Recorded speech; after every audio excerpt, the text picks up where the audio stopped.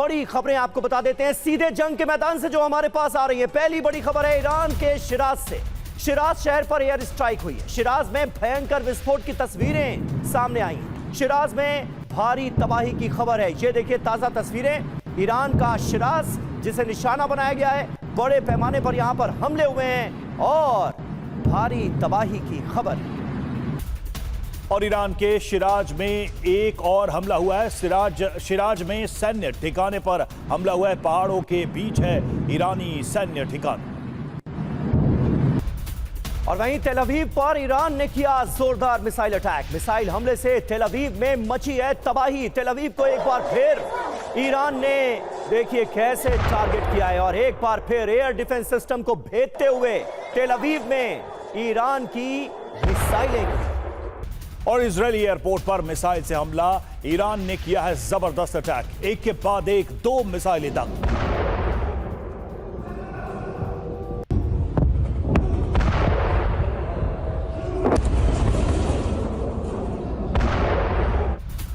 और ईरान ने बैलिस्टिक मिसाइलों से हमला किया। तेल अवीव के आसमान में दिखी कई मिसाइलें। ये देखिए तस्वीरें।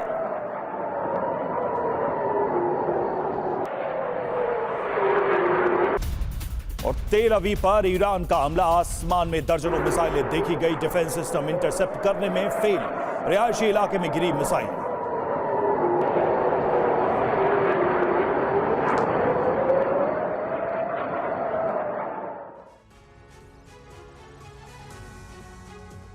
तो देखिए जंग किस तरह से जारी है, कितना विध्वंस हो रहा है। क्या ईरान वॉर परमाणु युद्ध में बदलने वाली?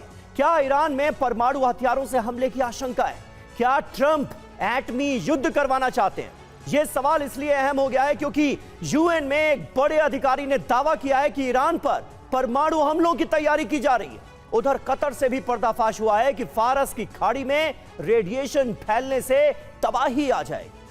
और इजरायल से हाइफा पर विनाशकारी प्रहार जारी है। दावा यह है कि हमला हाइफा पर हमलों का बदला है। ज़ेलेंस्की ने दावा किया है कि रूस ईरान की मदद कर रहा है और रूस ने ही सऊदी के सुल्तान एयरबेस की सैटेलाइट तस्वीरें ली, जिसके बाद ईरान ने हमला किया। तो तमाम ये खबरें होंगी, लेकिन सबसे बड़ी आशंका यही है कि क्या वाकई में ये युद्ध परमाणु युद्ध में बदल जाएगा।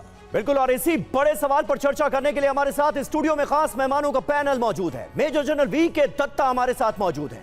ग्रुप कैप्टन जी के पांडे हमें ज्वाइन कर चुके हैं। निनाद सेठ हमारे साथ मौजूद हैं, विदेश मामलों के जानकार हैं। और तेल अवीव से हमारे सहयोगी मनीष झा भी हमारे साथ जुड़ेंगे। थोड़ी देर में आपको स्क्रीन पर नजर आएंगे सीधे वॉर जोन से।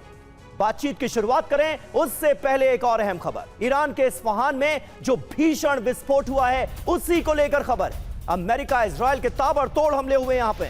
इस्फहान में सैन्य ठिकानों पर हमले किए गए और कई बुनियादी ढांचे को भी नुकसान पहुंचा है। ये देखिए तस्वीरें। इस्फहान में बड़े पैमाने पर तबाही हुई है ताजा हमलों में।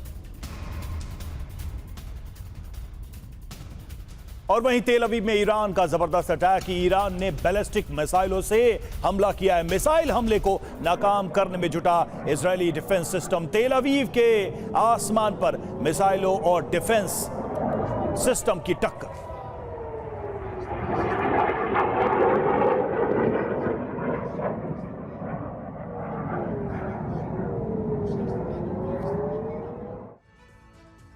और ईरान युद्ध पर आज की सबसे बड़ी खबर। ईरान पर न्यूक्लियर हमलों की आशंका। यूएन अधिकारी मोहम्मद साफा ने दावा किया ईरान में हो सकता है परमाणु हमला।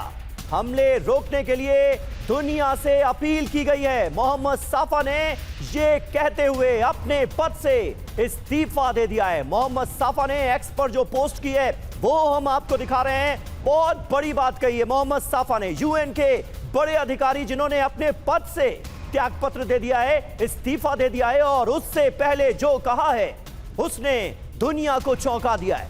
मोहम्मद साफा का कहना है कि ईरान पर परमाणु हमले की तैयारी की जा रही है। ईरान में परमाणु हमला हो सकता है।